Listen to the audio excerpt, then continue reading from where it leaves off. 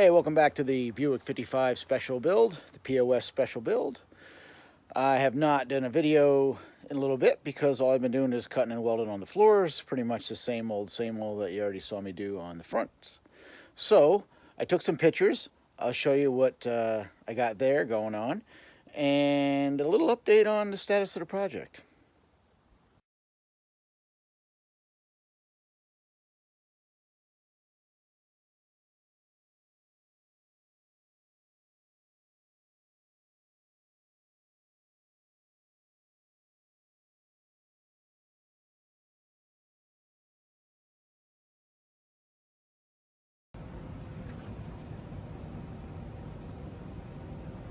All right, we have floors. Yeah, pretty cool. Sealed up the holes for the underseat heater, but not permanently. They just did some tack welds on those patches so that if I did decide to put a heater back under the seat, it wouldn't be a big deal to return the holes to factory, so no big deal there. But no more Flintstone floors. Everything's all welded in, sealed up. Get some primer on this thing.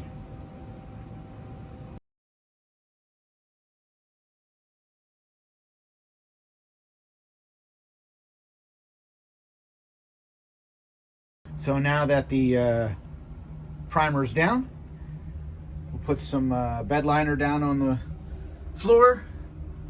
Works good because if there's no carpet in the car right away, it still looks decent and it works. I had one of these kits actually laying around. I don't even know how much money they are right now. I think I bought this one off Craigslist, unused, believe it or not. Comes with the bed liner and a roller and a brush. And I'm just gonna paint it on. So, since I don't have time lapse or haven't figured out how to use it yet, I'm just gonna get it done. And when we come back, it'll be done. Magic of video. And just like that, with the magic of video, the floors are now lined with bed liner. Good stuff. As I was using this, I remembered some things because I haven't used the Herco Liner in a long time. It's basically like painting asphalt. The kit comes with a brush and a roller, but I would not bother with the roller if you're doing something like this. You're painting floors or trunk or whatever, because there's so many different bumps and craters and crevices to paint, and the roller really doesn't work well for that. More material ends up stuck on the roller than the floor. So this is pretty much all painted by brush. So I would get a couple extra brushes, just cheap chip brushes or whatever, because once you use them they're junk, and just plan on using the brush. The instructions also say you need 2 layers, but obviously this is not the inside of a truck bed, so the only place I put 2 coats is where your feet go. That's pretty much it. Everything else is 1 coat, plus using the brush, I think you get a heavier coat than if you use the roller. And you have to keep stirring this stuff. It's like painting asphalt, so the abrasive or aggregate inside of it will settle to the bottom if you don't keep mixing it. So every 5 minutes or so, I would hit it with the stick and stir it up and get it loosened up again. But it works really well. I have the bright light in here right now, so it looks kind of lightish black, but it's straight black. Let me see what it looks like with the light off. Still looks lighter.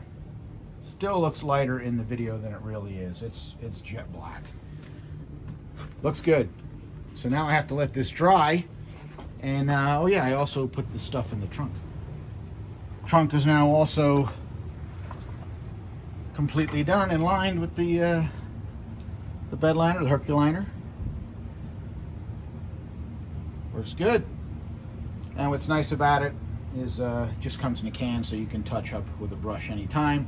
I still have to make the cover for the fuel pump section, so that will get also painted with the Herco Liner. And also, I remember I forgot that I have not put my gas pedal in the car yet, so I may have to weld or drill into the firewall up under there so I can touch that up with the brush and the Herco Liner as well. So that is it for this step. Let me give you a quick update on where we are with this thing. All right, so now that the floors are done, time to get on to the next thing, which I think will be wiring the car. We're almost to the point of putting an engine back in this thing. And that leads me to a couple changes. And I'll explain why. First off, the original plan for this car, I was going to put the 5.3 in with the turbo, and I was going to go the sloppy method or whatever. I was going to put a sloppy stage 1 or stage 2 cam in it, and do the ring gap and take the whole motor apart to that point, and try reusing the head gaskets and all that kind of stuff. Well, to save time and in line with goals for the car, what I'm going to do is put a dead stock 5.3 in this thing, other than decap injectors, and I'm going to put the turbo on it. I'm going to put a GT45 on it, and I'm going to limit it to 10 pounds, like everybody says. I'm going to limit it to 10 pounds. Is it the right thing to do? I don't know. I don't necessarily think so. I think ring gap should be checked. But again, I have no experience in LS swaps, and I have no experience in turbos. These are this car is both first time for both of those for me. So I have no reference. I have no frame of reference for anything. I don't know what it even feels like to have a turbo on a stock 5.3. My ultimate goal for this car is to be able to get in it anytime, anywhere, just drive it, and not worry about it scattering everything and blowing up. Now, gambling with the ring gap is probably not the smartest thing to do, but reality is there's no need for, I don't think, the aftermarket cam right away and mods to make it 600 plus horsepower. The fact of the matter is, this car, the way it's set up, the biggest exhaust I can get on it out of the turbo is going to be 3-inch, and even that on the 3-inch downpipe is going to be tight to get under the car and get past the rear control arms.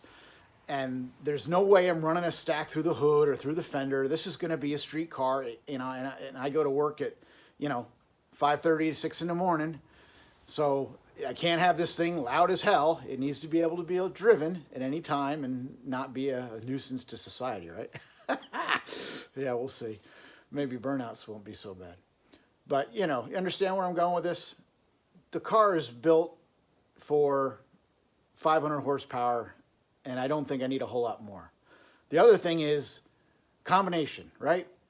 Stock cam's going to make probably the most low-end torque of any of the cams.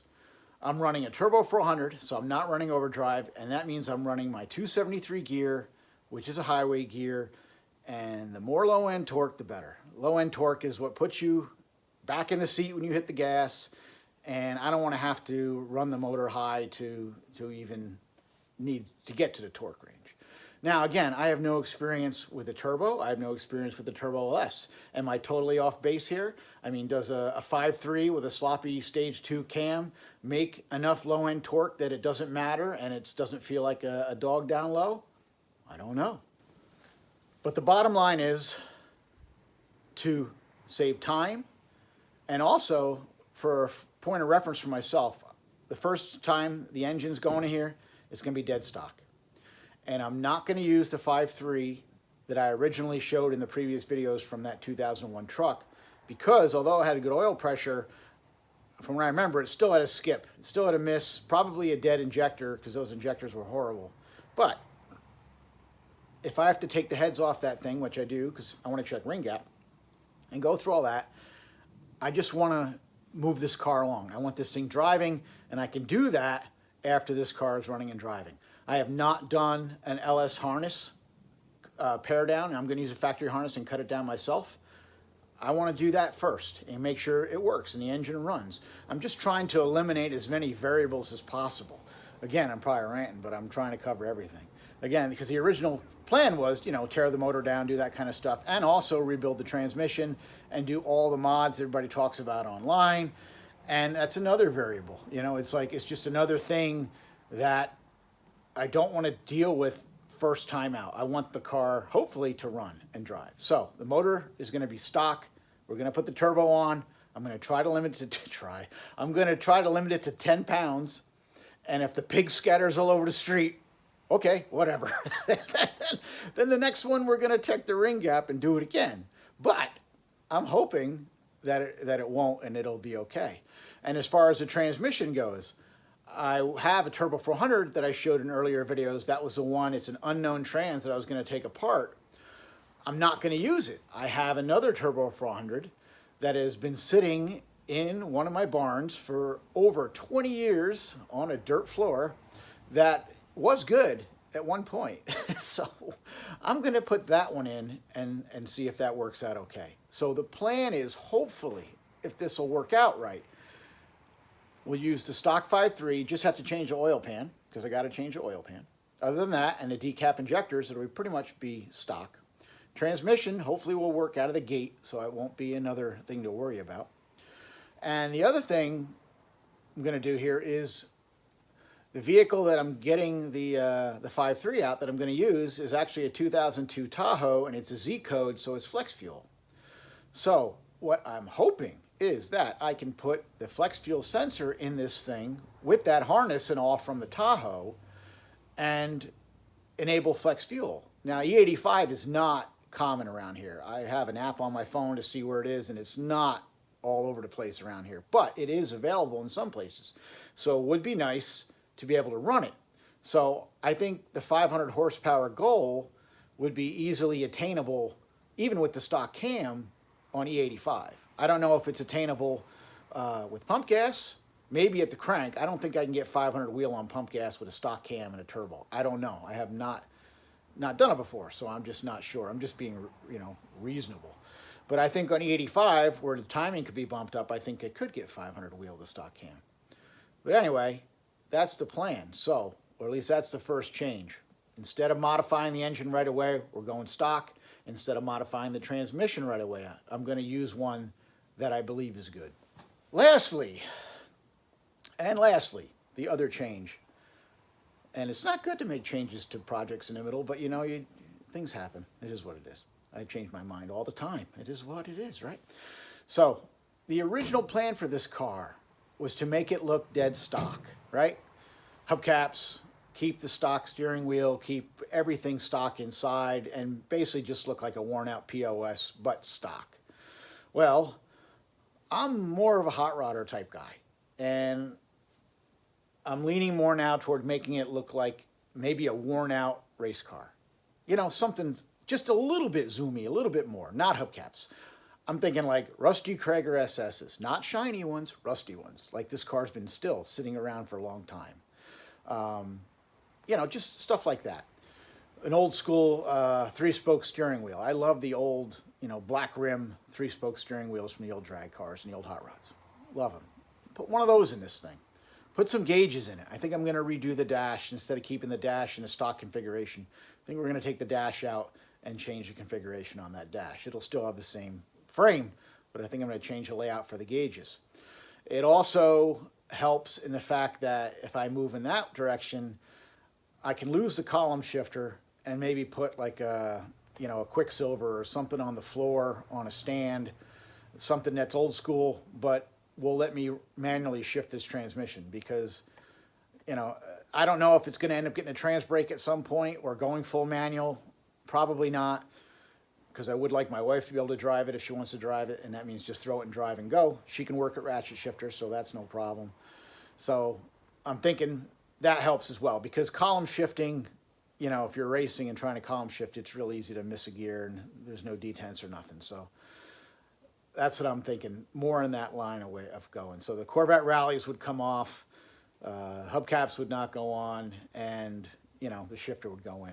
All these changes are fluid. I could change my mind in another month. But the neat thing about it is they're all removable. Other than the dash, I know I'm gonna paint that dash up and make it cool. So that's gonna be a permanent change, at least for now. And but wheels and stuff, they can always be changed out. So that is where this car build is going now, which I think is going to guarantee that it will be done sooner than if I went through all those other things. As long as my transmission's good, that I think is good, and I don't kick the freaking rods out the side of the block on the first time I drive it. We'll see what happens. We got more engines if that happens, and I guess it'll be a learning experience. It's pretty funny. So anyway, that's the update where we are right now. Hope you're following along on this thing. I think it's going to be pretty cool. So we will see you on the next video, and I think it's time to wire the car.